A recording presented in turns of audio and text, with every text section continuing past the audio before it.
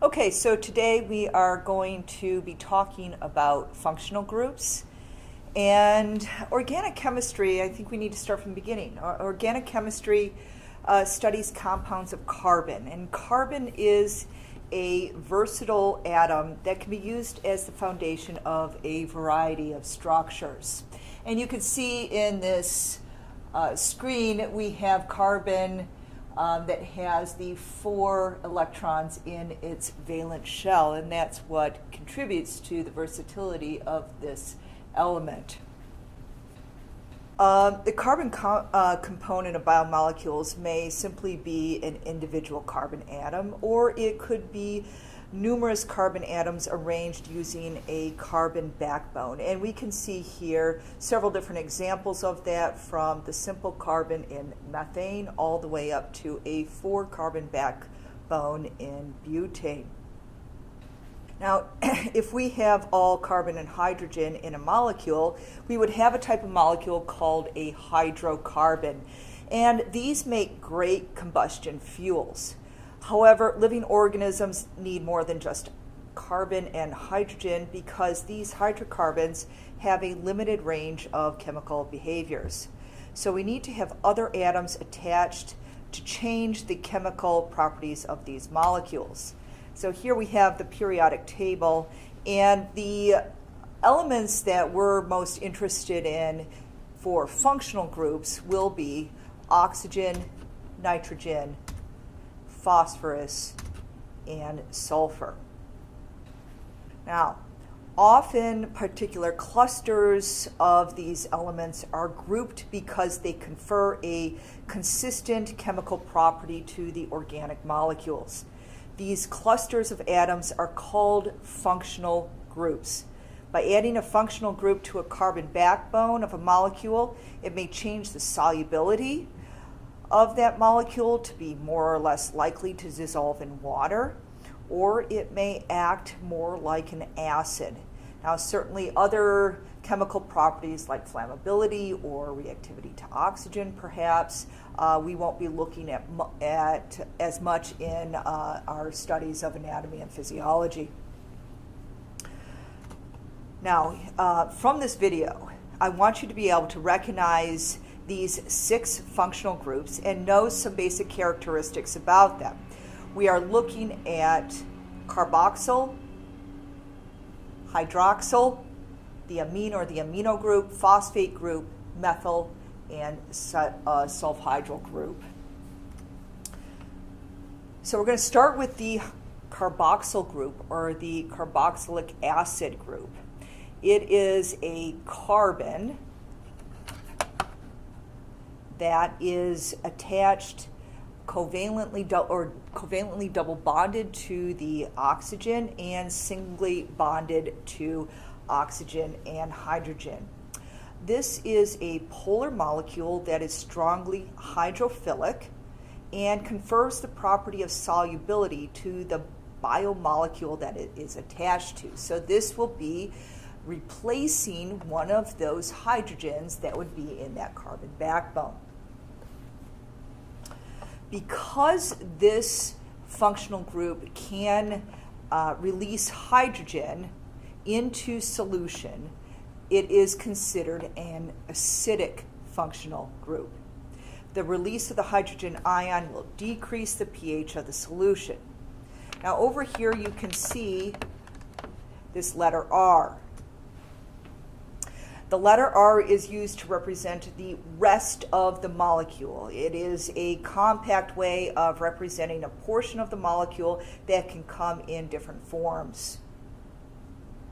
The carboxyl group is found as a functional group in amino acids, fatty acids, carbohydrates, nucleic acids, etc. The second molecule is the hydroxyl group. It is an oxygen and hydrogen covalently bonded to the rest of the molecule, as you can see represented by R. It is a polar group that increases the solubility of the molecule that it attaches to. Therefore, it is hydrophilic. It is found in carbohydrates, proteins, lipids, and nucleic acids. And here we can see a glucose molecule. And this has 4 hydroxyl groups attached to the carbon backbone of this simple sugar. And as you know, sugar is very soluble in water, and these hydroxyl functional groups on the glucose molecule give it that property. The third functional group is the amine or the amino group. It is represented here by the molecular formula of a nitrogen with 2 hydrogens attached to the core molecule. This also is a polar hydrophilic group that increases the molecule's solubility in water. And this one can accept hydrogen ions to form a NH3+. Because it can remove or absorb a hydrogen ion from solute, it can act as a base. These amine groups are found in proteins and nucleic acids. The fourth group is the phosphate group. It is represented by the structural formula of a central phosphorus with 4 oxygens and 2 hydrogens. It is a polar hydrophilic functional group that will increase the molecule's solubility in water. Here it's shown with the hydrogens attached, and below it, down here, it is shown as an acid with the 2 hydrogens released, thus contributing to the acidity of a solution. It is found in nucleic acids, phospholipids, and ATP. Fifth is the methyl group. Now, this is the only functional group that we will look at today that is hydrophobic. It is a carbon with 3 hydrogens. This is a nonpolar molecule that will give a molecule that it's attached to the property of being insoluble in water. It is found in lipids and some amino acids. Finally, we have the sulfhydryl group, a sulfur and hydrogen bound to the rest of the molecule. This is a slightly polar compound that can form disulfide bridges and is found in some proteins. Now, over here, what we can see is a part of a protein, and this would be a part of the same protein. And between these individual amino acids that have this sulfhydryl group on it, it can bond together, lose the hydrogens, contribute to the acidity of the solution, and form what we call a disulfide bridge. Now, I'm going to have 3 examples here of different biomolecules, and I want to identify these functional groups in these structural formulas. This is the amino acid cysteine, and in here we can see several different functional groups. The first one here is a carboxyl group.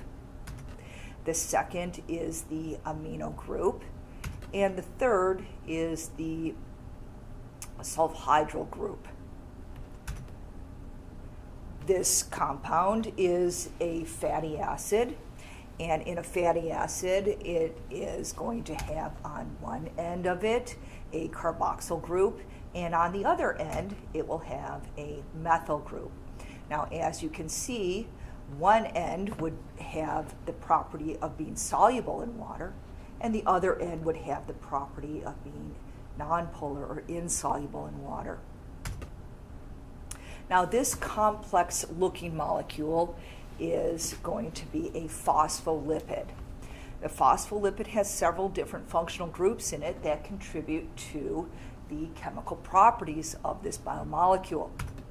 The first that we can see here are the methyl groups. Again, these long carbon backbone chains contribute to a non-polar hydrophobic characteristic. Next, we can identify the carboxyl group,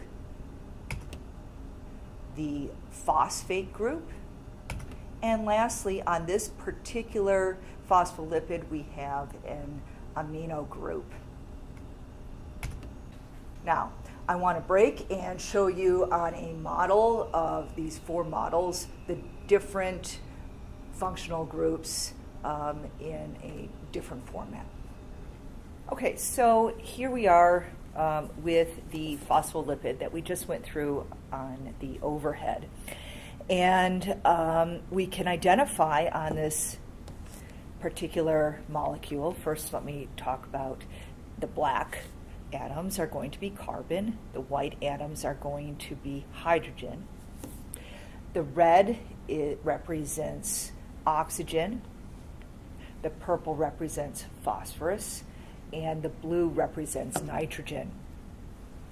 So as we looked at before, on the phospholipid, here at the base of these tails is going to be a carbon with 3 hydrogens.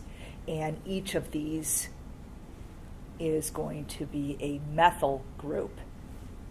As we move up the molecule, what we see here is a carbon bonded to 2 oxygens. Now, the hydrogen has been removed to be replaced with this carbon, but this molecule here is the functional group, the carboxyl, and over here is another carboxyl group. As we continue to move up, what we see here is this phosphorus atom, and it is bonded to 4 oxygens, and this is our phosphate group. So that's one example of a molecule that we can see these individual functional groups in. The next we can pick up over here is going to be a amino acid, a very small amino acid, but what we can see on here is several different functional groups. This first one that we see is a carbon that's bonded to 2 oxygens and a hydrogen, and this is our carboxyl group. Over here we have the amine group, which is a nitrogen and 2 hydrogens. And over here we have a carbon that has the 3 hydrogens on it, and that is our methyl group. This molecule, which you'll learn later, is cholesterol. Now, cholesterol is a lipid, and we can see on this that there are multiple different methyl groups which contribute to the hydrophobic behavior of this molecule. So this would be an example of one of the methyl groups. Here's another methyl group. And then this sole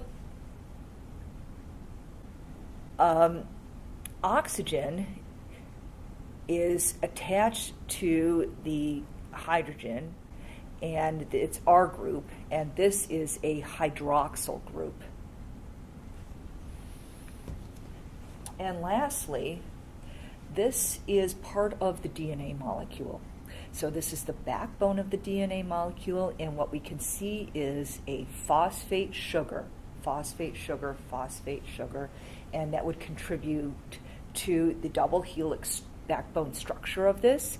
And so on this we can see the phosphate group, which is the phosphate bonded to the 4 oxygens, and that pretty much is going to sum it up.